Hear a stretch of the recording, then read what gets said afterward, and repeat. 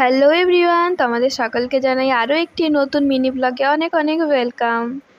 চলো আজকে তোমাদের সাথে একটা অন্যরকম গল্প শেয়ার করি। আজকে দেখো মিনি ব্লগটা স্টার্টই করলাম ভোরবেলা থেকে। তোমরা ভাবছো নিশ্চয়ই যে এত ভোরে ছাদে কী করছি। আসলে কাল রাত থেকে কারেন্ট ছিল না, আর এত গরম ছিল অসহ্য রকম। তো সেই জন্যে আমরা সকলে মিলে রাতে ছাদেই ছিলাম।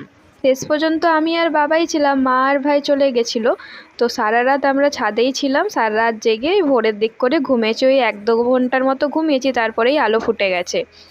আর আমরা একা ছিলাম না, আমাদের সাথে বিড়ালগুলোও ছিল, ওরাও সারা রাত জেগেছিল, তারপর ভোরে আমাদের সাথেই ঘুমিয়ে পড়েছিল। তারপর যেহেতু ভোরের আলো ফুটেই গেছে, তারপর আমরা নিচে চলে এসেছিলাম, এসে কাজবাজগুলো সেরে নিচ্ছিলাম।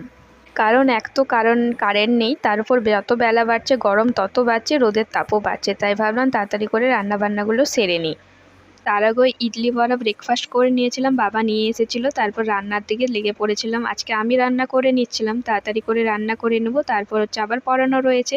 আর রান্নাও শেষ হয়েছে, আর আমার ছাত্রছাত্রীরাও চলে এসেছে। আর আজকে দেখো হাত পাখা নিয়ে বসেছি পড়াতে, কারণ প্রচণ্ড পরিমাণে গরম, ওরাও ঘেমে যাচ্ছিলো। তারপর ওদেরকে পড়ানো শেষ হয়েছে, তারপর কারেন্ট এসেছে ওই 12:30 মতো হবে তখন।